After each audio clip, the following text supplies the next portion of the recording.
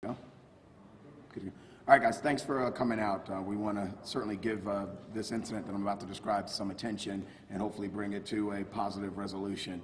We're asking the public's assistance in locating two missing children.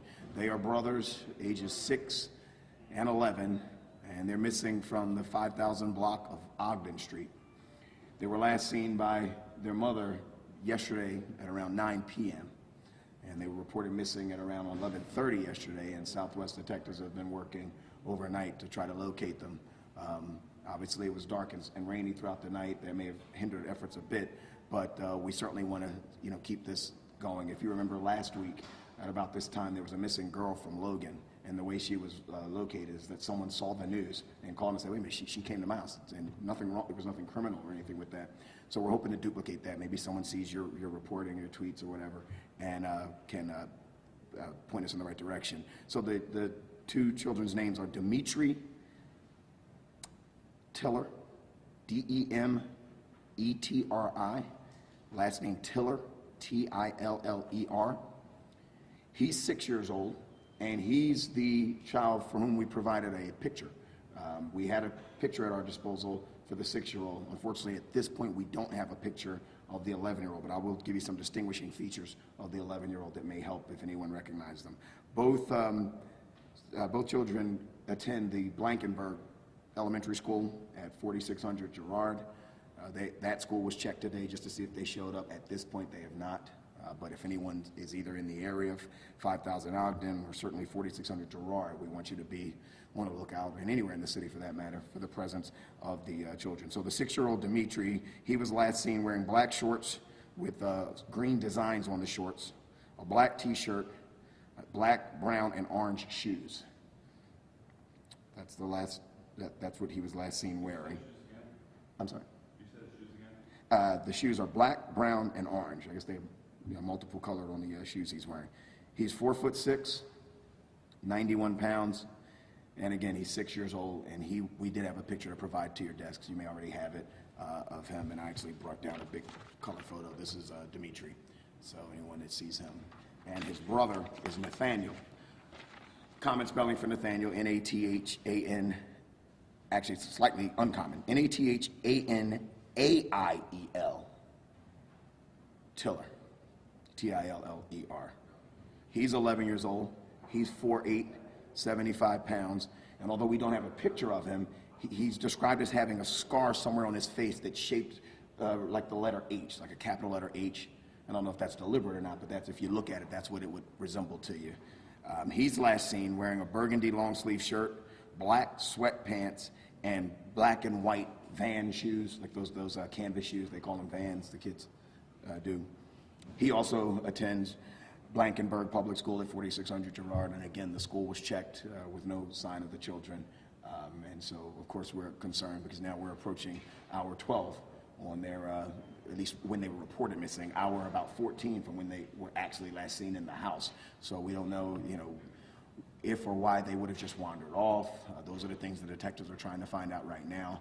But again, we just want to get the information out to the public. We're hoping we can duplicate what happened last week, where the person that had him, they were just staying with a family friend. The child was staying with a family friend. He called us, and we were able to reunite the child with I think it was foster parents. Was there anyone around them when they were last seen? No, the last time they were seen was by mom inside the house at around 9 o'clock yesterday. So. Did they have a habit or a history of running?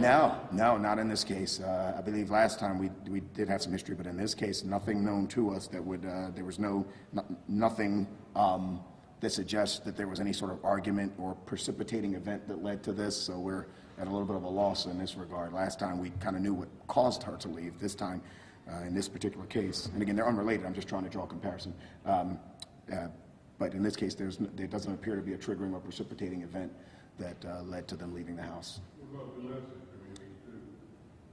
We're looking at that too. Now we know that the children's biological father does not live in the house, so we actually are looking to see if he has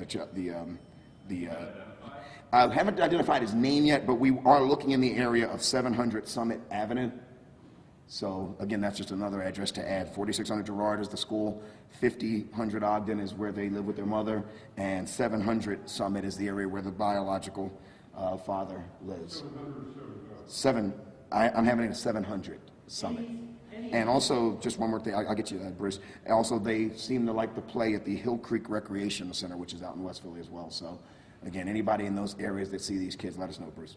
Any history of problems between mom and dad when maybe dad tries to grab one of the boys and take them with him in terms of a custody issue? Nothing above and beyond the fact that we know at this time that they're not together. So whatever acrimony would have naturally existed. I'll wait. So sorry. That's okay.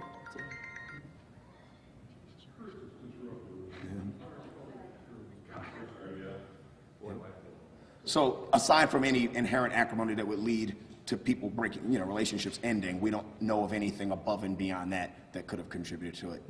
So, Captain, the timeline, 9 o'clock is the last time the mother saw the kids. 11 o'clock is when she reported them missing to police. 11:30. 11:30.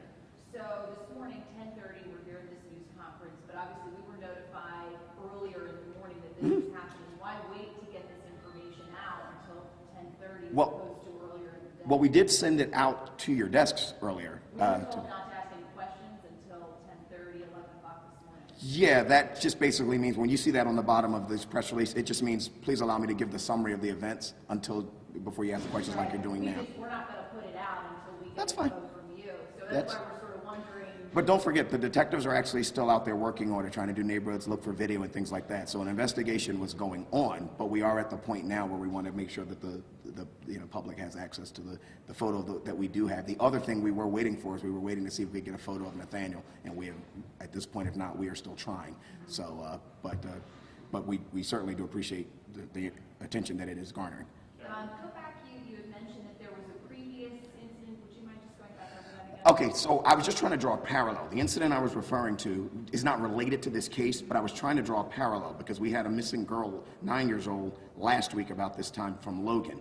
And the reason, the way she got recovered is because the person she was with, who just happened to be a family friend of her biological father, saw one of your broadcasts and called the police and reunited. He didn't do anything wrong. There's no reason to think he did anything nefarious. But what I was getting at is that we're hoping to duplicate that. If let's say they did just go to a friend's house, playmate or whatever, and their parents don't know that this parent doesn't know where her children are, then maybe they see the broadcast or see it on the websites and they'll give us a call. But today the kids should be in school. Like, They should be in on a school. normal day, they should be in school right now. Yeah, but that was the case last week too. That was a Monday. So Any kind of They're not showing up in school today, right? they have not. And no history of them running away, and you haven't talked to the biological father yet. I'm not sure if they've made contact with him, but they know who he is and they know the area of the city he lives in. But I'm not sure if they've actually gotten eyes on him yet. Any kind of medical issues that is particularly important to get these kids back? Nothing that would be cause for physical. In other words, like nothing where it would be like if they don't have their meds, then there's a problem. Nothing like that. But good question. No. What have you come to learn, if anything, about? She says she last saw them at 9 o'clock. Did she put them to bed in their rooms, or was it she left to go out at 9 o'clock or somewhere? Our understanding is that she believed they were still in the house. That she didn't go out and come back to discover them missing. She believed they were in the house, and it was at around 11:30 when she realized they're not in the house. Now, I'm not sure if that means she thought they were literally in bed, but don't forget, 9 o'clock, that would be about the time you would expect your kids to at least be in their room getting ready for school the next morning. So, but at around 11:30, she realized, no, they're not anywhere in the house, and that's when she called us. It was raining heavy last night. It was raining last night, and that's another thing that's of concern. That I don't have in front of me. I don't believe so. I believe the two that would be custodial in that house are the 11 and 6. But if I'm not on point on that, I'll make sure we put that out. And was there anybody else in the house, an aunt, an uncle, or grandparent who lived with them, and they had taken them out? Now that would have settled it. I wish that was the case because that would have settled this. Just mom and 2 children. Just mom and the kids at this point. My sworn colleague is asking, any sign of forced entry? No.